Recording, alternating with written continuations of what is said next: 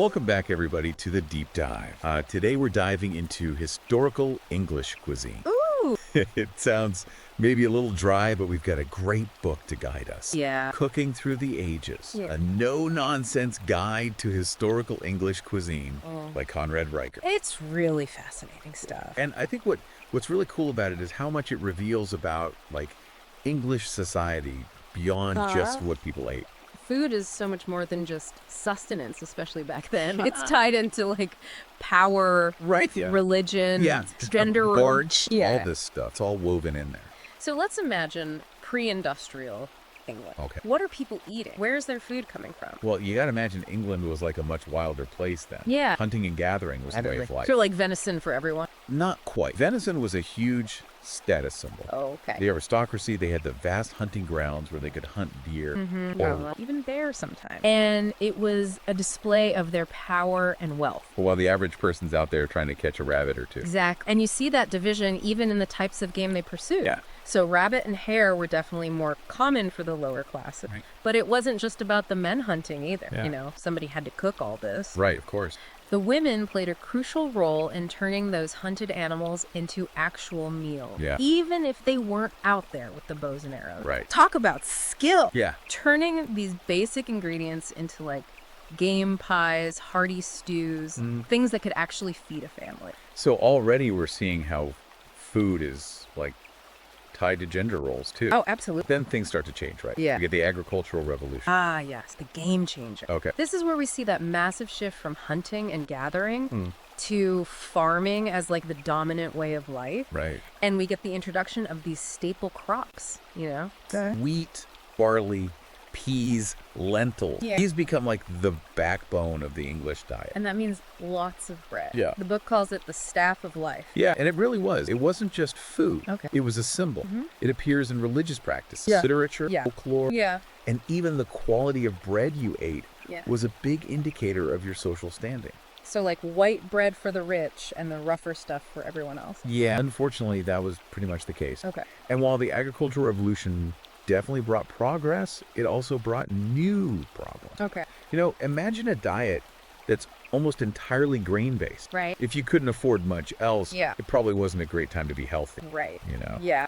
So we got bread. Yeah. But even bread needs a little something something. Right. Needs a little excitement. Yeah. Book talks about the spice trade. And that's where things get really interesting. The arrival of spices. Huh? Cinnamon, ginger, cloves, nutmeg. Yeah. It was like a culinary explosion. Okay. Suddenly, even simple dishes like sops, which is like a kind of medieval French toast, or wassail at hot mulled cider, Yeah. were completely transformed. So it's hard to imagine English food without those spices now. I know, right? Yeah. But back then, they were a real luxury, Yeah. a sign of wealth and status. Right. The spice trade literally connected different parts of the world. Yeah. And England was right in the thick of it. Food wasn't just local anymore, it was global. Exactly. Wow. And those exotic spices, Yeah. they weren't just making food tastier. Yeah. They were making certain people look more important. Right. You know, if you could afford to spice up your food, you were showing off, basically. Okay, so we've got hunting, farming, international trade, but food goes bad. Right.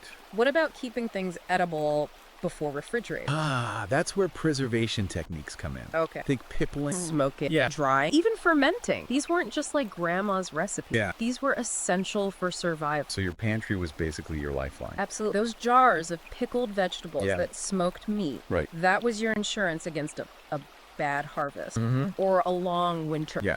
And they weren't just about practicality either. Okay. These techniques really gave English cuisine a lot of its unique. Right. What are some examples of that? We have Branston pickle. Okay. That's a classic English Yeah. condiment. Right. It's been around for centuries. Right. Or salt beef, what we know today as corned beef. Okay. These are foods with... Yeah. And it's really fascinating how these techniques are making a comeback today. Right. You know, people are interested in Yeah. sustainability and those traditional methods. But like those old ways of doing things were ahead of their time in a way. Yeah, in many ways, yeah. And it speaks to a resourcefulness that I think we can all learn from. You know, Yeah. preserving food wasn't just a chore. Right. It was a way of life. Yeah. A way of respecting the resources that you had. Okay, so we've covered a lot of ground here. We've seen how food was about way more than just eating. Right. It was tied to social status, gender roles, Absolutely. even this global landscape. Yeah. But we're just getting started. Oh, we've just scratched the surface. Right. The book goes into fascinating detail about how food was used in religious ritual, Okay. the symbolism behind different dishes, Yeah. even the evolution of cooking technology. Well, I'm definitely hungry for more. Yeah. We'll be back in a flash to continue our deep dive Okay. into historical English cuisine. Sounds good. So, we were talking about those preservation techniques before the break. Yeah. But there's another side to this whole food story that we got to talk about. Herbs. Herbs. Herbs, you mean like for flavor? Yeah, flavor, but also medicine. Oh, okay. You got to remember, we're talking about a time long before, Yeah. modern medicine. Right. People really relied on their knowledge of plants for healing. So it's like chamomile tea for a headache. Exactly. Okay. Parsley for digestion, mint for nausea. Right. These remedies might seem simple now, Yeah. but back then they were essential. Yeah. And some herbs were incredibly valuable. The book mentions that rosemary Okay. was actually worth more than diamonds during the Elizabethan era. Wow, that's pretty wild. You'd think they'd be putting rosemary on their crowns instead of jewels. Right. But, okay, so we've got herbs. But just like with food, I'm guessing access to certain herbs Oh, yeah. wasn't exactly equal. Of course not. Right. The wealthy, they could afford a wider variety, while the poor had to rely on what they could grow or forage Right. themselves. Yeah. So it's another example of how even health and well-being Right. were tied to social status. It just makes you realize how much we take for granted today. Absolutely. Okay, so we've talked about what people are eating, Yeah. how they're preserving it, Right. even how they're using it for medicine. But how do we actually know all this stuff? Well, besides, cookbooks Okay. and historical records, literature actually gives us some amazing insight. Okay. The book dives into how food is portrayed in, like, Okay. Chaucer's Canterbury Tales and Shakespeare's play. Wait, so Shakespeare was writing about food? Oh, yeah, absolutely. Think about, like, the banquet scene in Macbeth. Okay. It's not just a backdrop for all the drama. It's like a window into the opulence and the power dynamics of the royal court. Okay. The types of food, the Right, way right. it's served, Yeah. who gets to eat, what it all tells a story. So food wasn't just fuel, it was a form of storytelling. Exactly. And you see this in the Canterbury Tales, too. Okay. The meals that are described for each pilgrim, from the wealthy merchant to the humble plowman. Yeah. They reveal so much about their social class and even their personality. It's so interesting. So food is like this secret language in a way. It is. And it's not just about status either. Religion played a huge role in shaping what people ate. Of course. Think about Lent, Okay. a time of fasting and abstinence. That had a major impact Right. on food consumption Yeah. and culinary traditions. So no meat on Fridays. But then you had feast days and religious celebrations Right. where specific foods were essential. Like Christmas, for instance. Right. It couldn't be Christmas without certain dishes. Right. Food was a way of expressing faith Yeah. and connecting with your community. Okay, so we've gone from hunting with bows and arrows Right. to these like fancy feasts fit for a king. Yeah. How did cooking itself actually change over time? That's a journey in itself. The book takes us from cooking over open fire, Okay. which was smoked. Yeah. And unpredictable Right. to the innovations that eventually led to the modern stove. Okay, so no more burnt dinners. Well, I wouldn't say that. Okay. But, the domed oven was a game changer. It allowed for much more controlled baking. Okay. Then came cast iron stoves, gas stoves, electric ovens. Wow. Each step brought, more efficiency Right. and control. Yeah, it's just amazing to think about how much effort went into something that Yeah. we totally take for granted today. Absolutely. Yeah. Imagine trying to time a roast Oh, yeah. for an open fire. Right.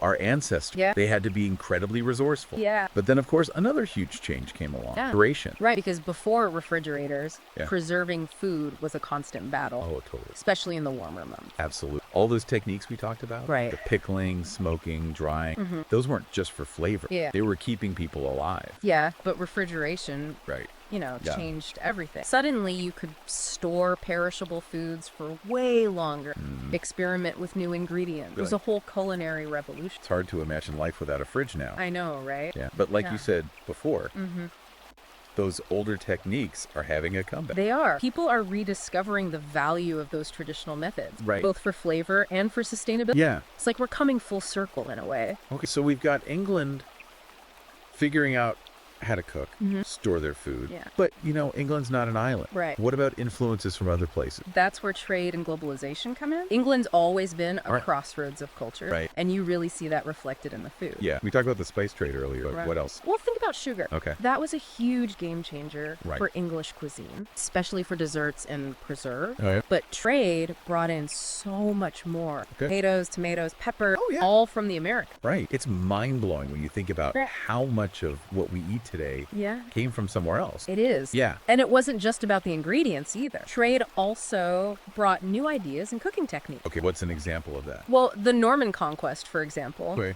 introduced French culinary influences, and Yeah. that led to more sophisticated dishes Wow. and dining customs. So English food is basically a melting pot. Exact. And that diversity continues today, you know, with the popularity of Indian, Chinese, Italian cuisines. Right. It's really a reflection of how multicultural England has become. Okay, so we've got this incredible mix of influence, but I'm guessing not everyone was eating the same thing. Oh, of course not. Right. The differences between like the rich and the poor were really stark. The book really paints a picture of this contrast. So what were like the wealthy folks dining on? Well, imagine these Okay. with multiple courses, Okay. exotic ingredients, elaborate presentation. Oh, They yeah. weren't just eating for sustenance. Right. They were really showing off their wealth and status. Okay, so what are we talking here? We're talking roasted peacock, Oh, wow. swan, venison, Okay. all prepared with these elaborate sauces and spice. Okay, sounds a little over the top. It was. Meanwhile, the poor were often relying on, you know, bread, cheese, whatever vegetables they could grow or forage. Yeah. Their meals were about survival, Right. not extravagant. And even the bread they ate was different, right? Exactly. Yeah. Fine white bread for the wealth, Okay. coarser, darker bread for the poor. Right. Food was really a marker of your Yeah. place in society, Yeah.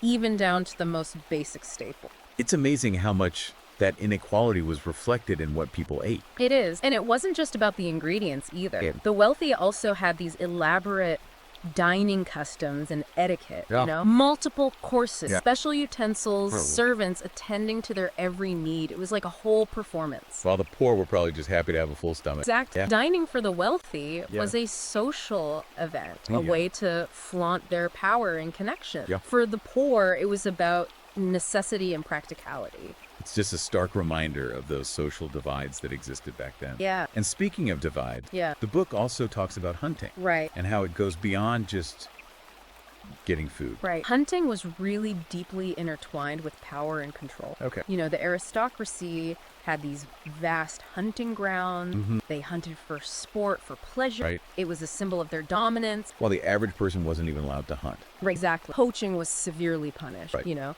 it was about keeping resources in the hands of the elite, Yeah. controlling who had access to what. It's like even the act of hunting was a way of reinforcing Absolutely. social hierarchies. Yeah. But of course, people still had to eat. So what were they doing? Well, the lower classes, they found ways to supplement their diets through hunting smaller game, Okay. using traps and snares and things like that. It sounds dangerous. It was, but when you're struggling to survive, Yeah. sometimes you got to take risks. Right. Okay. So we've been on this incredible journey through, centuries of English culinary history. It has been a journey, hasn't it? Yeah. And it's amazing to see how food has been tied to pretty much every aspect of life. Right. From social status to power dynamics, Absolutely. religion, gender roles. Yeah. We talked about hunting and gathering, the agricultural revolution, spice trade, Yeah. the evolution of cooking technology, Right. preservation technique. Yeah. It's just mind-boggling how much has changed over the century. I know, it's amazing to think about Yeah. how people were living their lives, how different it was back then. And yet, despite all of those changes, Right. there are these certain themes that just keep coming up. Yeah. What kind of things are you thinking about? Oh, well, like the desire for delicious food, Oh, absolutely. the importance of community and tradition, Yeah. and how food is so connected to our identity. Right. Food is more than just fuel. It really is. Yeah. It's a story. It's like a reflection of who we are and Yeah. where we come from. Yeah, and I think that's what's so cool about understanding the history of food. It gives us this deeper appreciation Yeah. for, the culinary world that we live in today. It connects us to the past in a way. Yeah, exactly. Yeah. So, as we kind of wrap up our deep dive here into historical English cuisine, what are some of the big takeaways? Well, I think the most important thing to remember is that food was never just about sustenance. Yes. You know, especially back then in historical England. Yeah. It was about so much more. Yeah. It was a powerful symbol of social status, Okay. a tool for wielding power, Right. a source of cultural identity, Yeah. and even a catalyst for social change.